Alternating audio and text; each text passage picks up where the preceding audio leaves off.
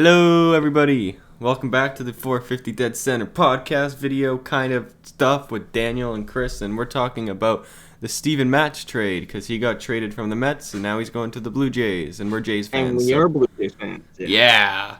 And we're reacting to it. That was in sync. Wow. I guess people should subscribe for that. Yep, you guys should definitely subscribe and follow the Instagram page and drop a like. And now that we sold out already, let's just get into the trade. So Yeah. You can go over it if you'd like.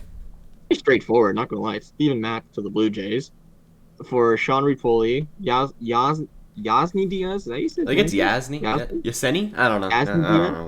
Whatever. Yeah. Senny Diaz, who's the number 26 prospect in the Jays system, and then Josh. I'm gonna butcher this last name. I heard it was like Washrisky. I don't know. Washrinchis. It's like either Washrinsky or Washrinchowski, something like that. Let's call him Josh W.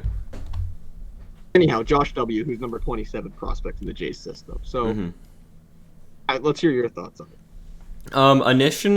Initially, when I saw this trade break down on Twitter, I saw it and because I instantly checked Steven Matz's stats because that's just who I am, and I saw he had a 9 ERA in 2020. Like, wow, that's so bad.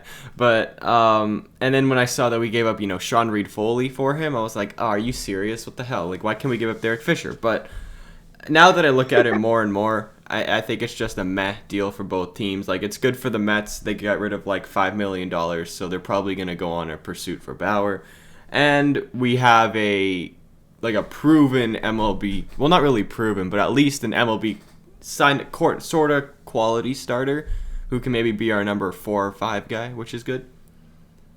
Yeah, no, I think it's very low value what the Jays gave up. Because I was looking over the stats last night with my brother. Sean Reed-Foley, as young as he is, he hasn't really done anything in the majors. Yeah, he's always a sub-4 pitcher. Yeah, always. He was one of our top prospects at one point, but then I think it was in 2018 he was our top pitching prospect minus Nate Pearson, and then in 2019 he came up and he just kind of was a bust. He couldn't find the strike zone to save his life, and that's what's really killing him. And plus, but his mustache is cool though. I will give him that. And then Diaz here, he had one appearance last year and had a 9 ERA. So he's actually still young. And then Josh W hasn't even made an appearance yet. So. Yeah, I heard. I remember watching the game when Yasny Diaz came up. He got it the first out. We're like, oh, nice, good job. And then he walked the bases loaded and then walked a run in, and then he didn't finish the inning. And that was his MLB debut. Wasn't the best, if I say so myself. And it's funny, now that we talk about this, I never realized Reed-Foley has a problem with command. Diaz has a problem with command, and apparently Josh W has problems with command as well. We literally gave up 3 troubled command pitchers for a pitcher who, say what he likes, he pitches slow, but he can throw strikes at least.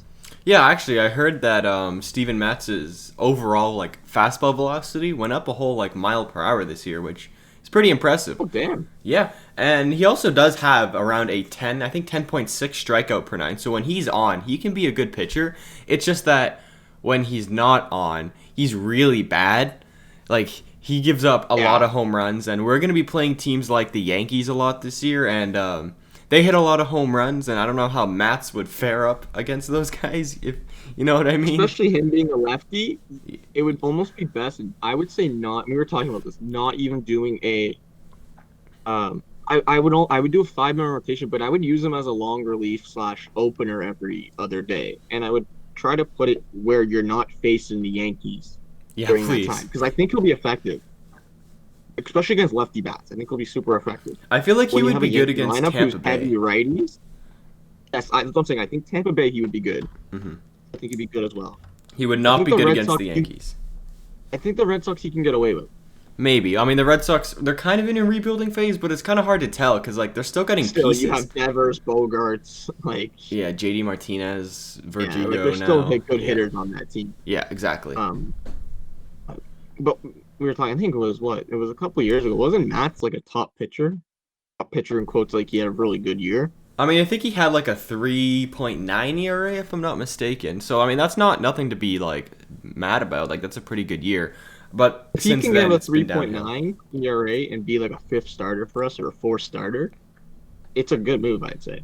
I would be Especially even since those happy guys that we gave up, I don't see them making the Jays roster in the next, I don't know, ever 8 years. in the next ever. Yeah. Yeah. Honestly though, if he can have like even like a low 4 or maybe even a mid 4 and be like a solid 5 or maybe even 6 or just like a rotation guy, I'd be like completely fine with that. Like there's nothing wrong with that. I agree. I think that is the perfect. I think that's what they wanted to do. They wanted to be a mid four sub 4 kind of guy with mentor for the young guys. I mean, he's only And 30. it's So. a veteran. What, no, he's like presence, 28. right? I think he's like I don't even know. He's young. He's not like He's been in the league for a while though. He went to the World Series with the Mets in 2015. He was part of that team, right? Yes. So he has postseason experience, which I think the Jays need now. If I take a look at his age right now, he is 20. He was 29 last year, so he's going to be turning 30 this year. So that's not bad. That's a pretty, and especially what he's like 5 mil. Yeah, I think it's 5.3, which is like absolutely like pocket change. So yes, Yeah, I think it's such a good deal. Yeah, there's really no winner or loser in this trade overall. On the Mets side, because we haven't even talked about the Mets side. On the Mets side, I think it's pretty obvious what they're doing. They're clearing up space for Trevor Bauer. Yeah, and I don't know how think much it's they're willing to obvious. spend for him. I heard it might break the overall record, Apparently, but they made a formal. Yeah, apparently they made a formal offer to him already. yeah, I think a lot of teams actually have made an offer, and I think the Mets are the best overall deal because apparently Bauer's relationship with the Angels pitching coach is unrestorable, which that is a really big thing to say considering the Angels we thought were the prime candidate for Bauer, and now I think the only team he can pretty much go to is going to be the Mets. In that rotation, you said it yesterday when we were talking about it. Syndergaard, DeGrom, Carrasco, Stroman, and then Bauer. Oh my God, you literally have like 4 to 5 aces on that team, which is insane. Yeah, I saw some tweet yesterday that was saying some guy said that it's destined for the Jays and the Mets to meet in the World Series one day. I hope so. I mean, 2021 we can have Jays Mets World Series. That's what it should have been in 2015, but yes, KC kind of ruined that. So No, it's that destined. NL is going to be a blood battle. NL Especially East, now, you have the Dodgers who have a good like you if the bat no just NL in general. If Bauer does go to the Mets, who was the best rotation? Mets are good. Padres have a good rotation. Dodgers have a good rotation. I think the Mets would have the best one in the entire league if they get Trevor Bauer, and even without Bauer, I still think they're definitely top 3. I agree. I just wanted to sign already, man. Yeah. Overall, good deal. Good deal for both teams. Hopefully, Matt's can go to Cy Young form for us. Hopefully, that'd be Yeah, ideal. just put out a Cy Young out of his butt. That'd be cool. So yeah, that's the Steven Matz deal. Don't want to make it too long because it's just a Met trade. So yeah, hope you all enjoyed.